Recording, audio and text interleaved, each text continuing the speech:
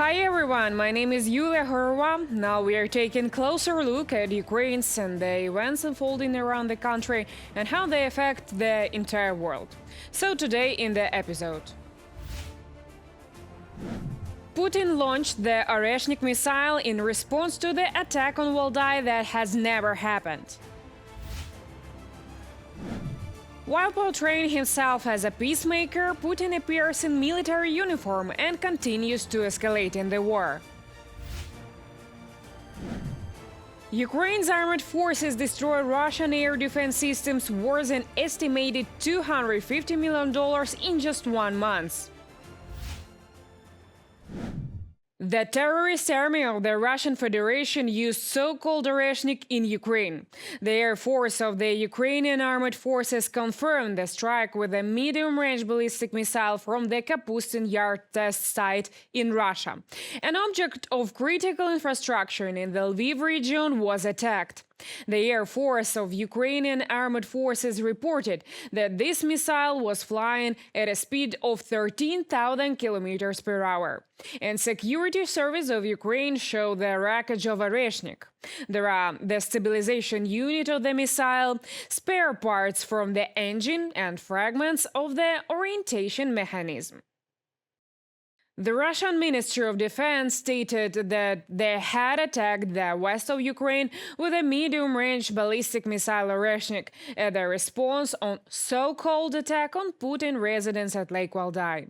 Putin continues his brutal lie because there is no proof of it. Kremlin's lie was confirmed personally by Donald Trump. Before his CIA assessment has concluded that Ukraine didn't try to kill Russian dictator Putin at his country residence, as alleged by the Kremlin. But actually, the aim of the strike wasn't so-called attack on Putin's residence in Novgorod region with drones last December. Kremlin dictator is crazy about the fact that US has seized 2 tankers of Russian shadow fleet this week. Russian submarine has been pursuing tanker Marinera for more than 2 weeks across the Atlantic during season, but couldn't do anything to protect it. Donald Trump has also confirmed this. Vladimir call you after this tanker was seized? I don't want to say that, but the fact is that the Russian ships, it was a submarine and a destroyer, they both left very quickly when we arrived. Ukrainian Foreign Minister Andriy Sybiha stated that the Russian missile strike on the Lviv region near the EU and NATO's borders poses a threat to European security. Ukraine has already initiated emergency diplomatic steps, a UN Security Council meeting, consultations within NATO and the EU, and has also insisted on increasing of sanctions pressure primarily on Russia's oil revenues. Such a strike close to EU and NATO border is a grave threat to the security on the European continent and a test for the transatlantic community. We demand strong responses to Russia's reckless actions. There needs to be more strong steps against Russian tanker fleet, and the US is right to take action here, as well as Russia's oil revenues, schemes, and its assets. Not only in the EU, but across the world. Andriy Sybiha, Minister of Foreign Affairs of Ukraine, on X. Putin shows his real aims at cynical attacks Ukrainian capital during freezing conditions. The Russians launched a combined attack on Kyiv last night. The enemy used more than 200 drones and more than 30 missiles of various types. 5 people died. Russia hit residential buildings. It was the most painful attack for critical infrastructure of Kyiv, the mayor of Kyiv, Vitaly Klitschko, said. Almost half of Ukrainian capital is without power, heat, and also water supply. With the Oreshnik strike, Russia is also trying to divert attention from Putin's fails, both at the front and due to the US seizure of tankers from Shadow Fleet. Every time the US and Ukraine approach a crucial decision point, negotiations, new aid packages, or tough sanctions against Russia, the same scenario unfolds in Moscow. Putin appears in military uniform and starts talking about new seizures, which always turn out to be nothing more than dictator's imagination. What Putin's real aims are in the next story for you. After the summit of the Coalition of the Willing in Paris, Kyiv hopes to move on to preparing a broad meeting of leaders already in the United States to accelerate the negotiation process and elevate it to the political level. In Washington, they also speak of noticeable progress in the talks. According to the U.S. President's Special Representative Steve Witkoff, the basis of a sustainable peace should be not only security guarantees, but also long-term economic commitments from Kyiv's partners.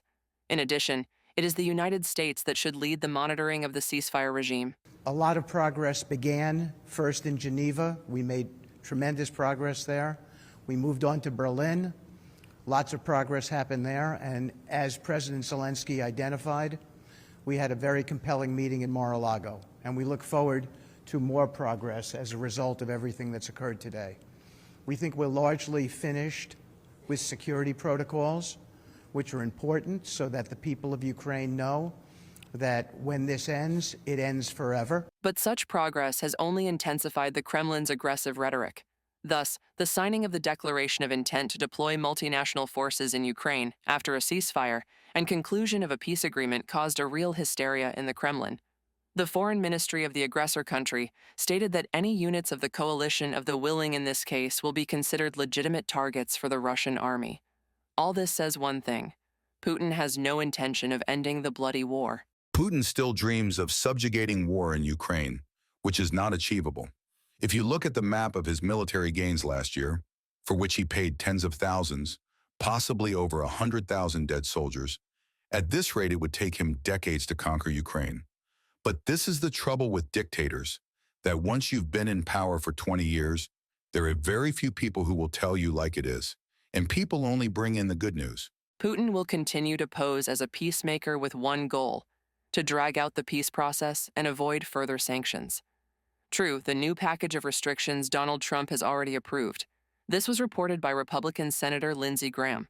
The bill, which provides for colossal tariffs for buyers of Russian oil, is planned to be put to a vote in Congress next week.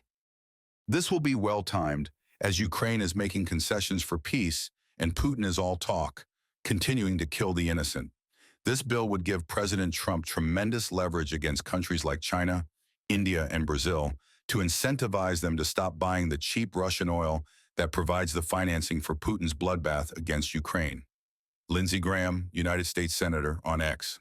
In addition, the U.S. Department of Justice is ready to bring criminal charges against members of the crew of the oil tanker Marinera detained in the Atlantic Ocean for sanctions violations.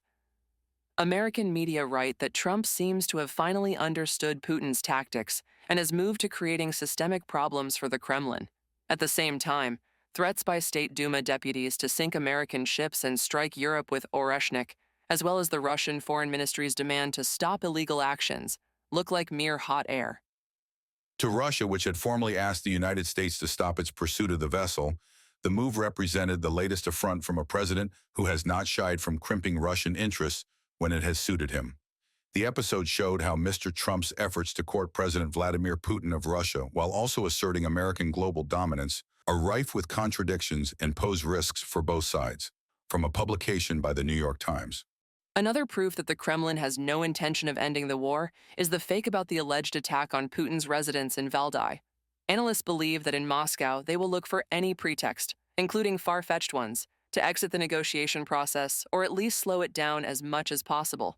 Reported by Irina Yusupova, UATV News. Overnight missile strikes was reported in the Russian cities of Belgorod and Orel, leaving more than 500,000 residents without electricity and heating, according to local authorities. Belgorod Region Governor Vyacheslav Gladkov said key infrastructure facilities were damaged, causing a citywide power outage. In Orel, Regional Governor Andrei Klitschkov confirmed damage to a municipal infrastructure site with disruptions to heating and water supply across several districts. Ukrainian officials have not confirmed responsibility for the strikes. Earlier, President Volodymyr Zelensky said Ukraine would respond to Russia's continued attacks on Ukrainian energy infrastructure. The General Staff released a spectacular video showing the destruction of Russian air defense systems worth $250 million. In just 1 month, some operators of the 412 Separate and Managed Systems Brigade turned 8 Russian air defense complexes into scrap metal. Among them were Tor and Buk systems, as well as a rare Vitis radar station. It is capable of automatically detecting up to 100 aerial targets simultaneously and engaging up to 8 of them. The cost of this system is approximately $130 million. Ukrainian drones struck the 100th arsenal of Russia's main missile and artillery storage network in the Kostroma region.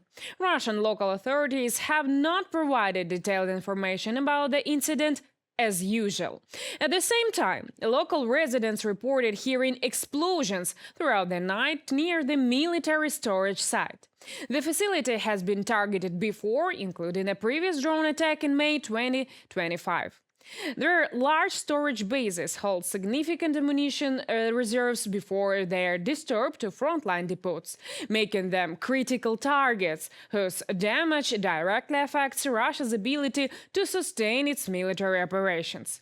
The attack underlines Ukraine's continued ability to reach deep into Russian territory with long-range drone operations, hitting key military infrastructure far from the front lines. That's it for today. I'm Yulia Horova. Thank you so very much for watching us today and for this week. Please don't forget to leave your reactions and comments. Also, share your thoughts. They are highly appreciated. And of course, please subscribe to our channel, so stay tuned on new updates. See you on Sunday during our Ukraine Weekly program. Goodbye.